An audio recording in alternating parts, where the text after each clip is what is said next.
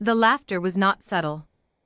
It rippled through the circular amphitheater of the Veyron Military Academy like a wave, smooth, practiced, and deliberately loud.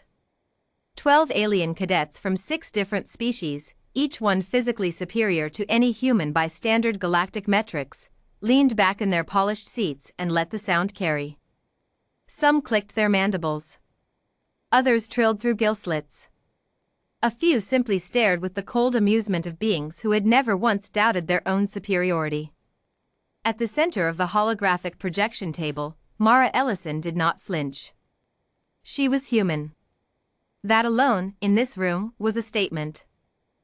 Humans had only been admitted to the Interstellar Defense Coalition's advanced training program 14 months ago, a political gesture, most officers whispered, not a military one. Humans were soft-boned, short-lived, emotionally volatile, and strategically primitive compared to species that had been waging organized warfare since before Earth had developed writing. But they had been allowed in. And Mara Ellison had ranked first in the qualifying trials. That, too, had been laughed at. Continue, Cadet Ellison. Commander Cale Veyron's voice cut through the amphitheater from his elevated observation platform. His tone was not unkind, but it was precise in the way a scalpel is precise. He was Dravery, 7 feet of scaled military excellence, with 4 decades of battlefield command experience and a tactical mind that had broken siege lines on 3 different planets. He had trained the finest officers in the coalition. He had never, in 40 years, trained a human. He was watching her the way a scientist watches an interesting but ultimately predictable experiment. Mara touched the projection table. The hologram shifted, a mountainous terrain map bloomed into existence, dotted with enemy positions marked in red, friendly units in blue. Her proposed battle plan glowed between them in white, a slow, grinding advance up the valley's eastern ridge, using civilian infrastructure as cover corridors, splitting the main force into 4 asymmetric cells rather than a unified front. The unconventional dispersion pattern, she continued, her voice steady, creates unpredictability in the enemy's targeting models. They are optimized for unified front engagements.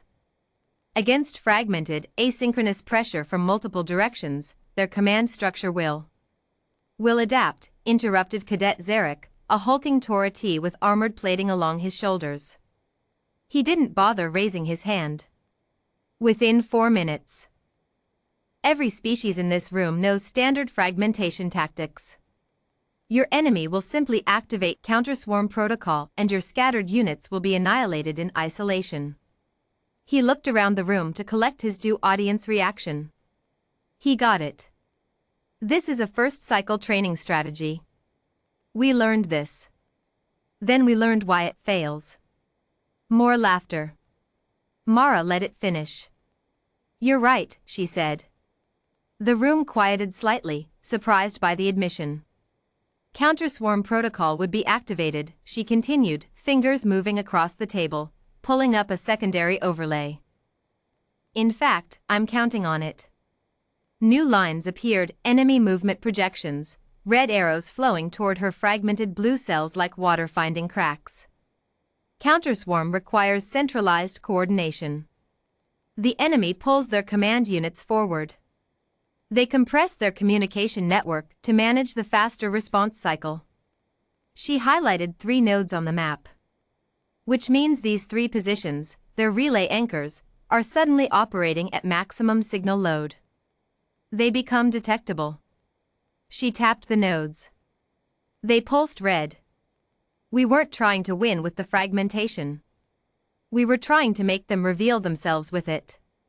Silence. Not the silence of understanding, not yet. The silence of recalibration. Commander Veyron had not moved. His reptilian eyes were fixed on the projection. Then, Mara said, and brought up her 3rd layer, the 4 cells collapse inward simultaneously, not toward enemy infantry, but toward those 3 relay nodes. We don't fight their army. We blind it. In the resulting 7 to 12-minute communication blackout, the unified strike pushes through the valley center. She stepped back from the table. Total engagement window, 19 minutes. Estimated friendly casualties, below 8%. The amphitheater was quiet in a way it had not been before. Zarek was frowning at the projection. His mandibles were still. Beside him, Cadet Orion of the Shelveth, the most decorated cadet in the program before Mara's arrival, was leaning forward with her six-fingered hands clasped, studying the three pulsing relay nodes. Commander Veyron descended from his platform slowly. He circled the projection table the way he always did when he was thinking rather than performing. He did not speak for nearly 40 seconds. "The fragmentation," he finally said, "is bait." "Yes, sir." "And you expected them to deploy counterswarm." "I designed the fragmentation pattern specifically to trigger it." The dispersion angles match the threshold parameters in coalition tactical doctrine, which the enemy has had access to for 60 years. She paused. "They will always deploy counterswarm against this pattern. It is, as Cadet Zarek correctly identified, a first-cycle strategy. They know it fails. So they respond to it automatically." Another pause. "That automaticity is the weapon." Commander Veyron looked up from the projection and, for the first time, looked at Mara Ellison the way he looked at students he was actually watching. "Where did you learn this framework?" he asked. "History, sir." She straightened slightly. "Human history. Specifically a concept called judo, using an opponent's strength and trained response against them. And a military principle called the double-blind feint, which humans used extensively in a conflict called the Second World War, roughly 4 centuries ago." She met his eyes without looking away. "We have been making war against each other for most of our species' existence, Commander. We had to get creative. We didn't have armor plating or superior processing speed or hive mind coordination. A beat. We had to think differently." Zarek made a sound, not laughter this time. "Something more complicated." "You built a strategy," Orion said slowly, "that uses our own doctrine as the mechanism of our defeat." "Yes. You knew we would laugh at the fragmentation pattern." Mara's expression didn't shift. "I was taught that pattern in my first year of Human Military Academy and told exactly why it fails. I assumed your curriculum covered the same material." "It does," said Veyron quietly. He was still watching her. "That is precisely why no one in this room considered that you might already know that." He let that sit in the air for a moment. "You presented a strategy you knew would be criticized. You invited the critique. And the critique itself is part of the plan," Mara confirmed. "In training simulations with human cadets, the first person to voice the standard counterargument is usually the most confident person in the room. Confidence is predictable. I've learned to read what people expect to see. Then I give it to them." She looked briefly at Zarek, not unkindly. "You told me exactly what you were going to do in the simulation. You just didn't know that's what you were doing." The room was very quiet now. Commander Kael Veyron had trained soldiers for 41 years across 4 decades of active coalition conflict. He had seen tactical brilliance before, the cold mathematical perfection of Dravery strategists, the fluid adaptive genius of Shelveth commanders, the terrifying group mind coordination of Torati war cells. He knew what military excellence looked like in every form he had ever encountered. This was a form he had not encountered. Not because it was beyond him, he could follow every step, trace every logic thread.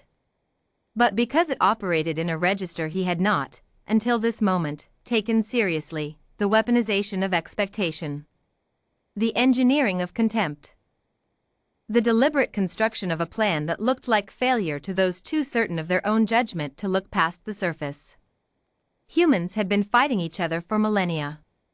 They had learned, apparently, some things that the galaxy's more advanced species had never needed to. He clasped his hands behind his back. "Cadet Ellison." "Sir." "The simulation will run tomorrow at 0600. You will command the Blue Force." He glanced at Zarek and the other cadets. The Red Force will be comprised of your fellow cadets, fully briefed on standard counter strategies. He looked back at her. They will know what to expect. Mara nodded once. Good. Veyron allowed himself, for just a moment, a slow blink, the Dravery expression closest to a smile. Dismissed. The simulation ran for 22 minutes. Friendly casualties, 7.4%. The 3 relay nodes were taken within 18 minutes. The enemy command structure, manned by some of the most capable cadets in the Coalition's training program, spent the final 4 minutes of the engagement issuing orders that reached no one. Zarek stood at the debrief table afterward, reviewing the replay data in silence. After a long moment, he looked up at Mara across the table. "You let me laugh," he said. It was not an accusation. It was something closer to recognition. "I needed to know how confident you were," she said simply. "The more confident, the more predictable." He was quiet again. "Then, teach me that." Mara Ellison looked at one of the most physically formidable beings she had ever stood across from, decorated with commendations from 3 campaigns, certified in 11 forms of combat doctrine, and nodded. "It starts," she said, "with learning to be wrong on purpose. Humanity's greatest weapon was never its technology, its biology, or its numbers. It was the 10,000 years of being underestimated and learning, very carefully, exactly what to do with that.